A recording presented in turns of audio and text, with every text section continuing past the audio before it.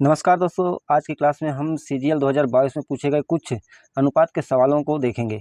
जैसे कि हमने यहाँ एक सवाल लिया है, 3600 की धनराशि सीमा, कोमल और रीता में इस प्रकार बांटी गई कि सीमा और कोमल के हिस्से का अनुपात 1.5:2 है, 1.5:2 तथा कोमल और रीता के हिस्से का अनुपात 2:2.5 है।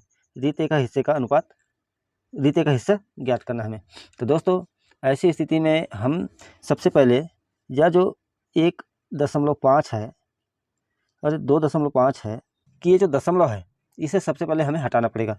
तो दशमलव हटाने के लिए हमें कुछ नहीं, सिंपल सा फंडा है कि ये जो दशमलव है इनमें हमें दोनों ही संख्या में 2 का गुणा कर देते हैं, यानी डबल कर देते हैं। तो डबल करने से क्या है कि इनका जो दशमलव है बिल्कुल ही हट जाएगा। जैसे कि हम अगर यहाँ पर 2 का गुणा कर दें तो 1.5 का हो जाएगा 3 अनुपात और 2 4 हो जाएगा। और कोमल इससे का इसमें भी 2 का गुणा कर देंगे तो ये 2 का 4 हो जाएगा अनुपात, और ये 5 हो जाएगा, 4:5। अब यहाँ देखिए, यहाँ पर सब दिया है कि सीमा का, हम यहाँ फिर से नया रेशो बना लेते हैं, सीमा अनुपात कोमल अनुपात रीता। तो सीमा का अनुपात कितना दिया आप दोस्तों? सीमा का दिया है 3। कोमल का देखिए यहाँ पर सेम है, रीता और कोमल का अनुपात भी 4:5 है, और यहाँ पर सीमा और कोमल का अनुपात 3:4 है। तो दोनों में कॉमन है 4। तो यहाँ पर हमें कुछ नहीं करना पड़ेगा, कोमल का अनुपात हो जाएगा 4 और रीता का भाग हो जाएगा 5। और इन सभी के हिस्से की जो है वह कितना है? वह 3600 है। इन सभी के हिस्से में कितना है? 3600 है। अब हम यहाँ क्या करना है कि 4, 5, 9 और 3, 12 को इससे डिवाइड कर देना है। तो हमें सबसे पहले क्या करना है कि अनुपात में हमेशा एक की वैल्यू निकालना है। तो अगर इससे डिवाइड कर दे तो एक की वैल्यू निकल जाती है, 12 या 36, एक की वैल्यू हो जाती है 300। तो हमें पूछा क्या है? रीते का हिस्सा क्या है? तो रीता का क्या है हिस्सा? 5। तो 300 गुणित रीता बराबर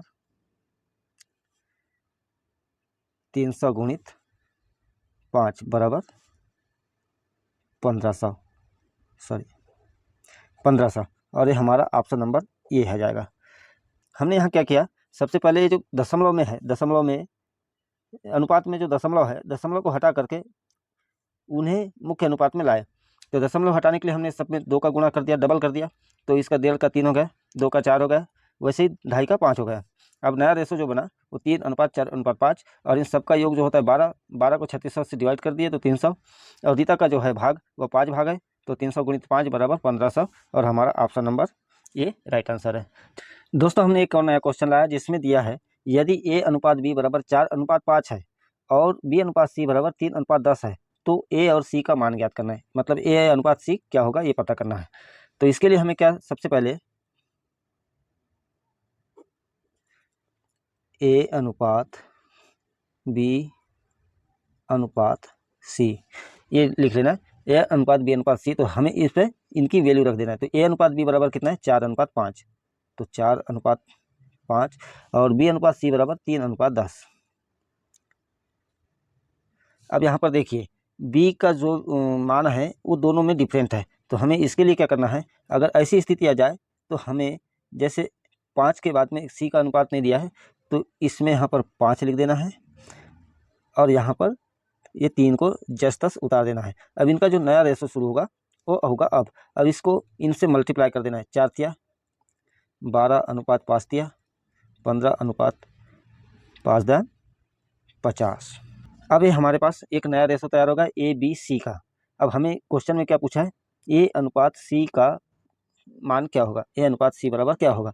तो हमें ये क्या है, A अनुपात C बराबर 12:10, 5:50 होगा। ये 12:50, तो ये 6 बार अनुपात है 25 बार। यहाँ पर थोड़ा मिस्टेक हो गया था। A B C का अनुपात क्या दिया है? A और B का अनुपात दिया 4:5 और B और C का अनुपात दिया 3:10। तो इसको मर्ज करने के लिए हम 5 के बाद में, इसके बाद में जो रिक्त स्थान दिया था ब्लैंक, उसमें हम, अगर यहाँ 5 है तो 5, और जैसे 3 है तो 3, इनका मल्टीप्लाई कर दिए। तो 4 × 3 बराबर 12, 5 तिया 15 और 5:50। अब हमें पूछा क्या है? A अनुपात C पूछा है। तो A अनुपात C बराबर A का मान 12 और C का मान 50। अब इनको हम काट दिए, ये बच गए 6:25, जो हमारा राइट आंसर है डी। दोस्तों प्रश्नों की इसी श्रृंखला में एक नया क्वेश्चन और, एक परीक्षा में राजेश, राकेश और रमेश हैं। इनके द्वारा प्राप्त अंकों का अनुपात है 2:4:9। यदि राजेश ने परीक्षा में कुल 30 अंक प्राप्त किए हैं तो राकेश और रमेश द्वारा प्राप्त अंक क्या है। तो हमें यहाँ पर राकेश और रमेश के द्वारा प्राप्त अंकों की संख्या निकालना है। तो हमारे पास में दिया है राजेश, राकेश और रमेश, जिनका अनुपात क्या है 2:4:9, 2:4:9।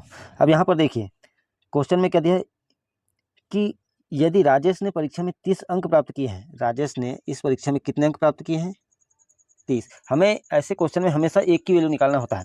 तो यहाँ पर राजेश ने परीक्षा में कितने अंक प्राप्त किए हैं 30, तो एक की वैल्यू क्या हो जाएगी 30/2 बराबर एक की वैल्यू हो जाएगी 15। अब हमें पूछा क्या है राकेश और रमेश द्वारा प्राप्त अंक क्या है।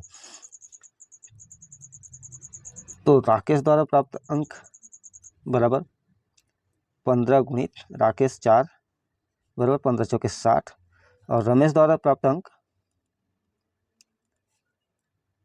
15 गुणित 9, 15×9 135, जो ऑप्शन नंबर डी में दिया है। राकेश द्वारा प्राप्त अंक 60 और 135 ऑप्शन नंबर डी हमारा सही है। दोस्तों ऐसे क्वेश्चन एग्जाम में पूछता ही है। जैसे यहाँ पर दिया है ए, बी, सी और डी 93,100 रुपये की संपत्ति साझा करते हैं। यदि A/B बराबर 1:2, BC बराबर 3:4 और CD बराबर 5:6 है तो C का हिस्सा क्या होगा। तो दोस्तों ऐसी स्थिति में हमें इन सभी के अनुपातों को मर्ज करना पड़ेगा। अब मर्ज करने के लिए हम क्या करेंगे कि इन सभी के अनुपातों को सबसे पहले लिख लेंगे। तो A/B/C/D है ना। तो A/B बराबर कितना दिया हमारे पास में, A/B बराबर 1:2, B/C बराबर 3:4, तो 3:4, और C/D बराबर 5:6, तो C/D बराबर 5:6। अब दोस्तों हमें करना क्या है कि जैसे रिक्त स्थान है, खाली स्थान है, तो खाली स्थानों में अगर यहाँ 2 है तो आगे भी हमें 2 लिख देना है। यहाँ पर जैसे 4 है तो 4 लिख देना है। यहाँ पर कुछ नहीं है तो इसके आगे कितना है 3, तो 3 अनुपात, और यहाँ पर इसके आगे कुछ नहीं है इसके पीछे, तो यहाँ पर 5 लिख देना है, तो 5:5। ये हमारा नया अनुपात निकल के तैयार हो जाएगा। गुणा कर देना है, तो 5×15 अनुपात 5×15 दूनी 30 अनुपात 5×24 और 40 अनुपात 6×24 दूनी 48। अब हमारे पास जो है नया अनुपात निकल के आ गया A, B, C और D का, और जिनकी साझेदारी में टोटल कितना रुपये दिया है 93,100। तो दोस्तों सबसे पहले हम इसको ऐड कर लेते हैं। 8×5 13, 4 दूनी 8 और 3 11 और 1 12 और 1 13, 133। अब हमारे पास इन A, B, C और D के हिस्से का टोटल हिस्सा कितना है, टुकड़ा 133 टुकड़ा है, और जिसे बांटना सबसे पहले हमें क्या है एक हिस्सा ही निकालना पड़ेगा। तो 133 टुकड़े को में से एक हिस्सा निकालेंगे, तो उसके लिए हम 133 का भाग देते हैं। तो 133 में भाग चले जाएगा 133 गुणित 7 7 21 7 21 22 23 और 7 का 7 और 2 9, 7 से भाग चल जाएगा, तो एक की वैल्यू हमारे पास में निकल के आ गई 700। अब हमें पूछा क्या है कि C का हिस्सा क्या होगा। तो C का हिस्सा हमारे पास क्या है, तो C का हिस्सा हमारे पास में 40 है, तो C बराबर 40 गुणित 700 बराबर 728,000, और हमारे पास ऑप्शन नंबर डी इसका राइट आंसर होगा। हमें कुछ नहीं, इन सभी जो हिस्से दिए अनुपात दिए हैं उनको मर्ज करके हमें नया अनुपात निकालना है, और नया अनुपात निकाल के उनको 93,100 से डिवाइड कर देना। एक की वैल्यू 700 आती है तो 40 की वैल्यू हो जाएगी 28,000, और जो हमारे पास ऑप्शन नंबर डी है राइट आंसर। दोस्तों प्रश्न में दिया है रोहन ने अंग्रेजी में विज्ञान से 2 गुने अंक प्राप्त किए हैं। अंग्रेजी, विज्ञान और गणित में उसके कुल अंक जो है कितना 126 है। यदि अंग्रेजी और गणित के अंकों का अनुपात 2:3 है तो अंग्रेजी में उसके कुल अंक कितने हैं। दोस्तों यहाँ पर हमारे पास 3 चीज़ दिया है, अंग्रेजी, गणित और विज्ञान, जिसमें से हमें अनुपात किसका दिया है, अनुपात दिया है दोस्तों अंग्रेजी और गणित का। तो अंग्रेजी का अनुपात, अंग्रेजी और गणित का अनुपात कितना है 2:3। क्वेश्चन में क्या दिया है कि रोहन ने अंग्रेजी में विज्ञान से 2 गुना अंक प्राप्त किया है, यानी विज्ञान से 2 गुना अंक प्राप्त किया है। तो अगर इंग्लिश में 2 है तो विज्ञान में 1 होगा, तब तो अगर विज्ञान में 1 है तभी इंग्लिश में 2 होगा। और प्रश्न भी यही कह रहा है कि अंग्रेजी में विज्ञान से 2 गुने अंक है। तो और इन सभी का योग जो कितना निकल रहा है, क्या है, इन सभी का योग निकल रहा है 126। अब हमें कुछ नहीं करना है, हमारे पास रेशो भी आ गए और कुल अंक भी दिया है। तो 2 और 3 5 और 1 6, तो 126/2 तो हमारे पास 1 की वैल्यू निकल जाएगी। तो 6 दूनी 12, 6 दूनी 12 और 6 का 6, तो 1 की वैल्यू हो जाती है हमारे पास 6। और यहाँ पर पूछा क्या है, अंग्रेजी में उसके अंक कितने हैं। तो इंग्लिश बराबर 2 गुणा 21 बराबर 42 इसका राइट आंसर हो जाएगा।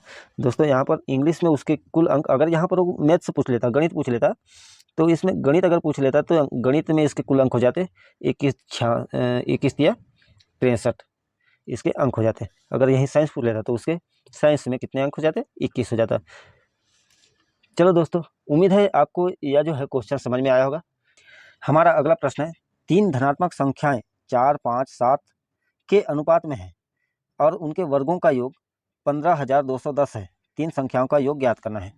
तो दोस्तों यहाँ पर जब भी ऐसे वर्गों का योग, क्यूब का योग, घन का योग ऐसे दे दे तो हमें सबसे पहले उन संख्याओं को एक मान लेना है। जैसे यहाँ पर दिया है कि 4x वर्गों का योग है, इसलिए वर्ग प्लस 5x का वर्ग प्लस 7x का वर्ग, और इन सब का जो वर्गों का योग कितना दिया है 15,210। तो यहाँ पर क्या करना है, अभी आप सबके योग निकालना है। तो 4 चौक 16 x वर्ग प्लस 5 का वर्ग 25 x वर्ग प्लस 7 7 49 x वर्ग बराबर 15,210। अब इनको अगर ऐड कर दें तो 5 4 9 14 और 6 20, 4 2 6 और 1 7 और 2 9, 90 x वर्ग बराबर हो जाता है 15,210। दोस्तों यहाँ पर हमने ये x वर्ग है, उनके वर्गों का योग दिया है इसलिए हम वर्ग निकाल रहे हैं। तो x वर्ग बराबर 15,210/90, 9 से 0 से 0 गया। तो हमारे पास एक की वैल्यू कितनी है, x वर्ग की वैल्यू कितनी आ गई 169। अगर x वर्ग बराबर, तो x बराबर वर्गमूल 169, सॉरी क्या ये 13 का वर्ग है, हाँ भाई 13 का वर्ग है। अब यहाँ देखिए आप कि अगर यह 13 का वर्ग है तो हमें यहाँ पूछा क्या है, 3 संख्याओं का योग ज्ञात कीजिए। तो 4x प्लस 5x 4 5 9 और 7 16, 16x, तो x बराबर कितना है 13, तो 16 गुणित 13 बराबर 208 होगा क्या, बिल्कुल होगा, और यही हमारा आंसर है। उम्मीद है दोस्तों आपको अनुपात समानुपात के माध्यम से लिया गया क्वेश्चन आपको पसंद आया होगा। अगर ऐसे क्वेश्चन अच्छा पसंद आए, वीडियो अच्छे लगे तो वीडियो को लाइक जरूर कीजिए, और साथ ही हमारे चैनल पर अगर पहली बार आए हैं तो चैनल को सब्सक्राइब जरूर कर लीजिए, और हाँ बेल आइकन भी प्रेस कर दीजिए जिससे हमारे नए वीडियो की नोटिफिकेशन आपको सबसे पहले मिल सके। तो मिलते हैं नए वीडियो में नए टाइप के साथ, तब तक के लिए दीजिए हमें अनुमति। जय हिंद, जय भारत।